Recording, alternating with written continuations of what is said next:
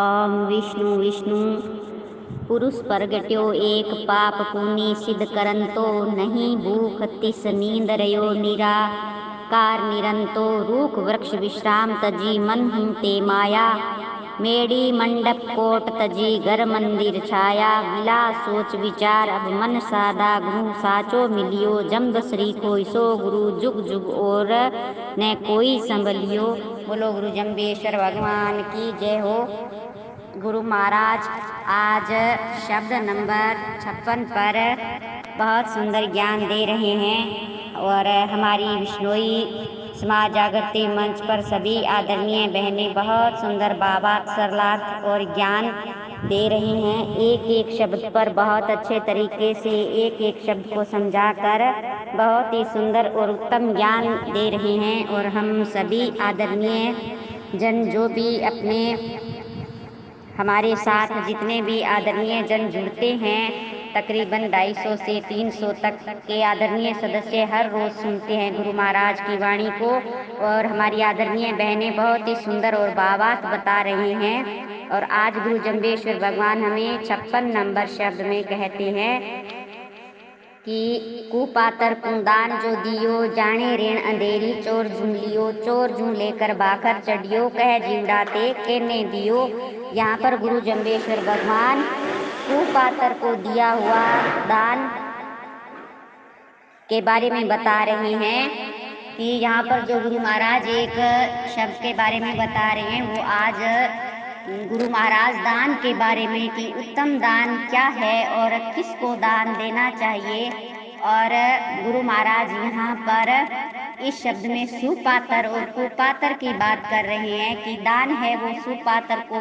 दो, कुपात्र दान से वो आपका दान फलीभूत नहीं हो सकता है। और सुपात्र हो जिसमें अहंकार अभिमान ना हो वैसा दान दो जो जिसको जरूरत हो। अगर दान देकर हम ये समझते हैं कि कई बार ऐसे होता है कि जो दान हम किसी को देते हैं वो दान का दुरुपयोग करता है तो गुरु महाराज यहाँ उस दुरुपयोग के बारे में बता रहे हैं कि अंधेरी चोर झूम लियो चोर झूम लेकर बाखर चढ़ियो। यानी गुरु महाराज यहाँ पर कहते हैं कि अगर आपने दान गलत इंसान को दिया तो वो उस दान का दुरुपयोग करेगा तो उससे आपको कोई लाभ नहीं होगा, उसका कोई सार नहीं होगा, क्योंकि उससे वो गलत चीज़ों का इस्तेमाल करेगा, किसी अलग गलत चीज़ में वो उसका इस्तेमाल करेगा तो उसका भाग भी हमें प्राप्त होगा। तो इसके लिए गुरु महाराज कहते हैं कि कह जीवड़ाते के ने दियो। यानी उस वक्त जब हमें पता चलता है कि वो दान है हमारा गलत जगह चला गया तो उसका पछतावा जब हमें होता है तो जीव है वो आत्मा हमें कहती है कि जीवड़ाते ने ये दान किसको दे दिया जिससे इसका दुरुपयोग हुआ है तो उसका कुछ भाग हमें भी मिलता है। तो उससे जो अपना जो एक दान का महत्व है वो खत्म हो जाता है। तो गुरु महाराज आगे कहते हैं कि आपका जो दान है वो इस तरीके का हो जाएगा जैसे कोई चोर है चोरी करके ले जाए और उसका जो दुरुपयोग होता है वो एक अंधेरे के समान गुरु महाराज कहते हैं कि हमें तब पछतावा होता है। गुरु महाराज कहते हैं कि जो आप किसी भी चीज़ का दान दो, अन्न का दो, धन का दो, किसी भी चीज़ का अगर दान दो तो वो सुपात्र दान होना चाहिए, जिसको ज़रूरत हो उसको दान देना चाहिए। किसी गरीब को, किसी अंधे को, किसी बीमार को, जिसको बहुत ज़्यादा ज़रूरत हो, जिससे कि किसी गरीब की कन्या का विवाह हो तो उसको आप दान दीजिए, वो दान हमारा सुपात्र दान होता है। और गुरु महाराज ने सुपात्र दान की पहचान कैसे करवाई है और इसे भी हमें गुरु महाराज कहते हैं कि अगर हम शुभ कर्म करते हैं तो वो भाग हमें जरूर मिलता है। तो आगे गुरु महाराज कहते हैं कि दान सुपाते बीज सूखेते अमृत फूल फलीजे काया कसोटी मन जो घूंटो जरना ढाकण दीजिए। यहाँ पर गुरु महाराज बहुत सुंदर बात कह रहे हैं कि दान हमें किस तरीके का देना है कि जो सुपात्र दान है वो हमें सुपात्र को कैसे देना चाहिए। जैसे उनकी पहचान गुरु महाराज ने यहाँ बताई कि वही दान फलता फूलता है और अमृतमयी बन जाता है। जिस प्रकार से एक अच्छी साफ सुथरी जो एक किसान की बात गुरु महाराज यहाँ उदाहरण देकर बता रही हैं कि जैसे जो किसान है वो जुताई बुड़ाई करता है, उपजाऊ भूमि है और उस उपजाऊ भूमि में बीज भी जो अच्छा है तो उसे उसको अनंत गुना फल जो देता है। वो अपनी मेहनत से जो एक किसान अच्छी जो फसल करता है तो उसी प्रकार से सुपात्र को का दान है वो भी उसी प्रकार का ही है। तो गुरु महाराज ने यहाँ पहचान करके बताई है कि ऐसे इंसान को आप दान दो जिसको बहुत ज़्यादा ज़रूरत हो, और उससे क्या है कि वो हमारा जो दान है वो अमृत के समान फलता फूलता है। और गुरु महाराज कहते हैं कि काया कसोटी मन जो घूंटो जरना ढाकन दीजिए। यहाँ पर हमारी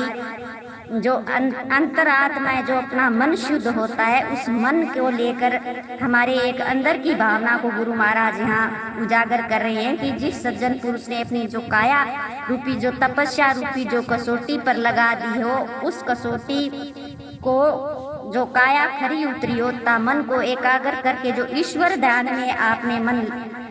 मन लगाया है, तो उस चंचल मन को आप स्थिर करो, एक जगह उसको रखो और अजर जो सदा ही जलाने वाले जो जैसे हमारे अंदर अवगुण भी होते हैं। तो गुरु महाराज ने हमें खुद को पवित्र करने के लिए एक बहुत सुंदर बात यहाँ कही कि हमें काम क्रोध लोभ मोह राग द्वेष ईर्ष्या आदि को जला देना चाहिए। और जब हम इस चीज़ों को ख़त्म करते हैं, वो करते ईश्वर के ध्यान से, ईश्वर का ध्यान हम लगाते हैं, तब हमारे अंदर में जो ये दुर्भावना होती है, जो अवगुण है वो मिट जाएंगे और उसके बाद में हमारे अंदर जो गुण है वो धारण होंगे। वो गुण ये है कि संतोष शांति दया कारुण्य रूपी ढक्कन लगा दिया हो। तो गुरु महाराज ने कहा कि जब आप में इतने सुंदर गुण आएंगे तो वो अवगुण है उसमें वो ढक्कन की तरह वो ढक जाएगा। तो गुरु महाराज ने यहाँ हमें जो एक सुपात्र का जो एक चीज़ बताई है कि हम सुपात्र भी कैसे होंगे कि उन अवगुणों को हम जला देंगे और हमारे अंदर जो गुण भाव आएंगे, जो संतोष शांति दया कारुण्य रूपी है, तो उसी से हम सुपात्र हो जाते हैं। और गुरु महाराज यहाँ जो एक हमारे लिए कहते हैं कि अमृतमयी फल वाला वो चीज़ होता है, वो अमृत फल हमें मिलता है जब हम गुणवान बनते हैं। और आगे गुरु महाराज कहते हैं थोड़े माई थोड़े रो दीजे होते नाय न कीजे जो जो नाम विष्णु के बीजे अनंत गुणा लिख लीजिए। तो सुपात्र का अधिकारी तो वो आपके पास यदि कम है ज़्यादा नहीं है तो भी उसी में आप थोड़े में से ही थोड़ा दे दीजिए, लेकिन दान उसी को दीजिए जिसको बहुत ज़रूरत है। और दान कैसा होता है कि अन्न और धन वस्त्र, जिसको अन्न की ज़रूरत है उसको किसी भूखे को भोजन कराइए, तो किसी को पानी पिला दीजिए, किसी की धन की ज़रूरत है तो आप धन दे दीजिए, किसी को वस्त्र की ज़रूरत है तो उसे वस्त्र दे दीजिए। चाहे सर्दी और गर्मी में अगर कोई ठंड से ठिठुरता हुआ आपके पास आई, उसके पास वस्त्र नहीं है, तो वो भी आपका उत्तम दान माना जाता है, आप उसको वस्त्र दे दीजिए। लेकिन जिसको जितनी ज़रूरत है उतना दान कीजिए। गुरु महाराज ने यहाँ थोड़े मांग थोड़े को दीजिए बोला, तो थोड़े का मतलब है कि जितनी ज़रूरत उतनी ही उसको आप दान दीजिए, इससे ज़्यादा का दान कोई किसी काम का नहीं होता है। और आगे गुरु महाराज कहते हैं कि अगर ज़्यादा दान दिया जाए तो वो भी नुकसानदेह हो सकता है, क्योंकि उसका भी दुरुपयोग हो सकता है। और गुरु महाराज यहाँ कहते हैं कि सुपात्र अधिकारी को दिया हुआ दान विष्णु परमात्मा के अर्पण हो जाता है। तो यहाँ गुरु महाराज कहते हैं कि हमें सुपात्र कुपात्र का ध्यान नहीं लगता। इसके लिए जब भी किसी को हम दान करें तो विष्णु परमात्मा का नाम लेकर दान करें, क्योंकि वो विष्णु भगवान को जो अर्पण होता है वो दान, तो वो दान हमारे लिए एक अमृत बन जाता है, एक अनंत गुना उसका फल परमात्मा हमें देते हैं। क्योंकि जो हमने दान दिया है वो परमात्मा को समर्पण करके दिया है, तो वो अनंत गुना फल वाला होता है। और गुरु महाराज कहते हैं कि वो आपका दान वहाँ पर परमात्मा के पास, उस विष्णु भगवान के पास स्वर्ण अक्षरों में लिखा हुआ जाता है, और वह जो दान होता है वह सुफल अमर हो जाता है। तो आज का हमारा जो ये शब्द नंबर 56 नंबर शब्द है, ये गुरु महाराज ने हमें सुपात्र कुपात्र की पहचान बताई और विष्णु परमात्मा के बारे में बताया, और दान के बारे में भी बताया कि दान हमें किस तरीके का और कैसे देना चाहिए। तो आज का ये शब्द नंबर 57 जो सारांश रूप में हमारे सामने आया, बोलो गुरु जम्बेश्वर भगवान की जय।